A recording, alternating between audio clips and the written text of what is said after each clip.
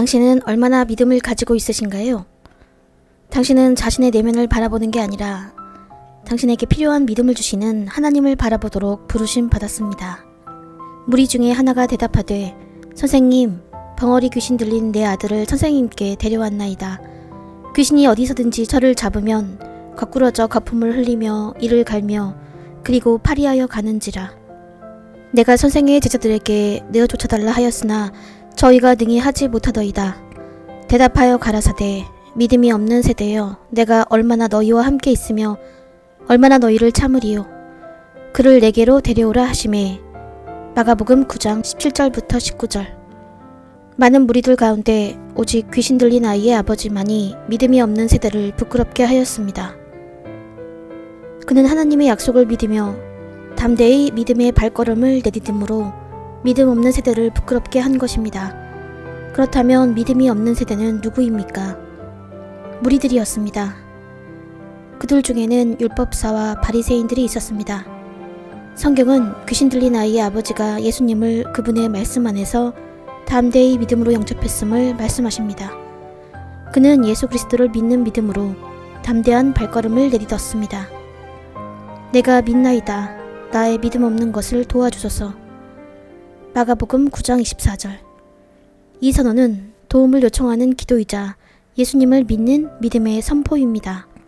바로 지금 저는 우리 중 많은 사람들이 어울리는 사람들, 종교, 문화나 전통적 믿음에 얽매여 있음을 알고 있습니다. 저는 지금 당장 우리가 믿음의 발걸음을 내딛기를 원합니다. 이 귀신 들린 아이의 아버지는 믿음의 발걸음을 내딛었습니다. 무리들 가운데서 그는 이렇게 외쳤습니다. 저는 제 주변 사람들의 방식으로 믿고 있으나 당신의 방식으로 믿을 수 있게 도와주시옵소서.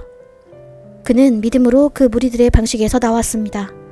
이 무리들은 바리새인과 율법사들과 같이 전통적 믿음을 갖고 있는 사람들이었습니다. 어려운 상황 속에 서 있을 때 당신은 당신의 문제가 무엇인지 또 무엇이 필요한지 먼저 깨달아야 합니다. 이 사람의 경우는 그의 병든 아들이었습니다. 그 사람은 예수님께서 믿음으로 행하라고 보내신 그분의 제자들의 사역으로는 믿음이 생길 수 없었습니다. 이것이 바로 예수님께서 안타까워하신 부분입니다. 믿음이 없는 세대여, 내가 얼마나 너희와 함께 있으며 얼마나 너희를 참으리요. 그를 내게로 데려오라. 이 사람은 믿음이 없었지만 예수님께로 달려갔습니다. 이것은 주님을 찾는 사람의 참된 소망을 보여줍니다. 이것은 우리가 예수님을 바라보아야 하며 그분으로부터 우리가 필요한 믿음을 받아야 함을 뜻합니다. 그러나 무엇을 하실 수 있거든 우리를 불쌍히 여기사 도와주옵소서. 이런 식의 말은 그가 소망이 없는 상태라는 것을 보여줍니다. 이것은 그가 아무것도 없다는 말입니다. 당신이 진실하게 구하는 자라면 당신이 얼마나 많은 믿음을 갖고 있는지 보려고 당신의 내면을 보는 데 집중하는 게 아니라 하나님을 바라봐야 합니다. 우리는 하나님을 바라보도록 부르심받았기 때문입니다. 그분이 당신에게 필요한 믿음을 주실 것입니다. 그분의 말씀을 들어보세요. 하나님께서는 그분의 말씀 가운데 계시기 때문입니다. 예수님께서 치유하실 때 그분은 결코 그냥 치유하시지 않았습니다. 그분은 사람들의 믿음을 요구하셨습니다. 그분은 치유를 원하는 사람들의 참된 소망을 갖고 계십니다. 왜냐하면 치유는 구원과 하나님의 영광을 위한 것이기 때문입니다. 분명한 것은 이것입니다. 진실로 구하는 자는 반드시 그분께 참된 소망을 보여야 합니다. 진실로 구하는 자의 참된 소망에 하나님의 능력이 합하여 치유와 기적을 가져옵니다. 믿음 없는 연합체에서 나오십시오. 기억하세요. 많은 것들이 당신을 붙들고 있습니다. 바로 지금이 믿음 없이 어울리는 사람들과 그런 문화에서 나올 때입니다. 예수님의 이름으로 나오십시오.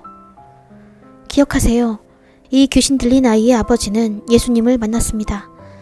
그가 예수님과 마주하기 전엔 그는 결코 그의 믿음 안에서 잘못된 것을 깨닫지 못했습니다. 그러나 그가 예수님을 만나자마자 즉시 자신의 약함을 인정했습니다. 당신은 당신의 연약함을 인정하십니까? 당신의 약점과 한계를 고백하십시오. 기도. 저는 오늘 선포합니다. 당신은 예수 그리스도의 이름으로 믿음 없는 세대를 부끄럽게 할 것입니다. 제가 말하는 뜻은 오늘 당신이 사탄과 당신 주변의 모든 사악한 것들을 예수님의 이름으로 수치를 당케 할 것이라는 말입니다.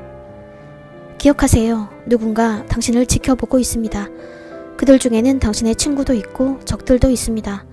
당신의 적들은 기다리고 있다가 당신의 하나님은 어디 있냐고 묻습니다.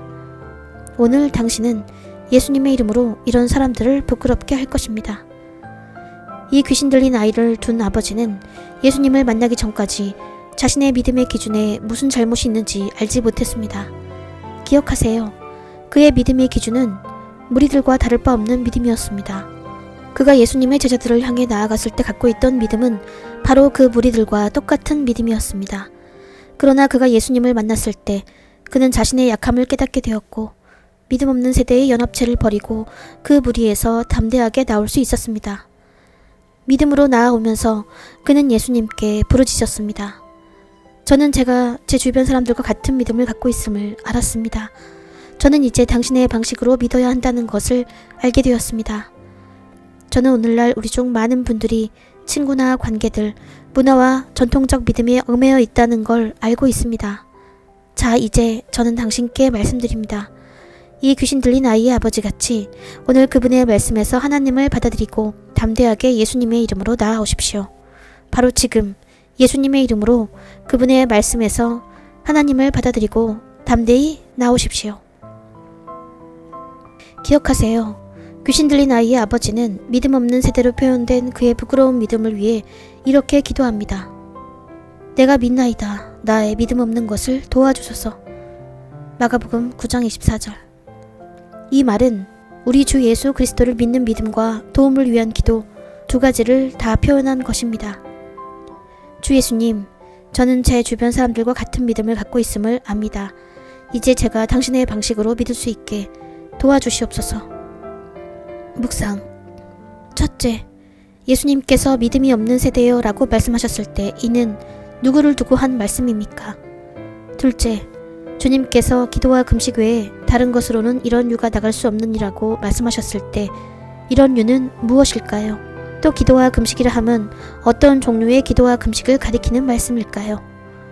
셋째, 당신의 기도에 굴복하기를 거절하는 문제들과 부닥칠 때 당신은 그 문제들을 어떻게 처리하십니까? 넷째, 예수님께서 귀신 들린 아이를 보셨을 때 그분은 어떻게 반응하셨습니까? 선포하십시오. 당신이 믿는 것을 말하십시오. 말씀을 밤낮으로 묵상하십시오. 묵상은 계시를 가져옵니다. 선지자 TV 조슈아.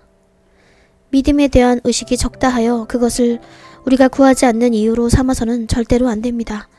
오히려 이 적은 믿음이 동기부여를 일으키는 용기와 격려가 되어야 합니다.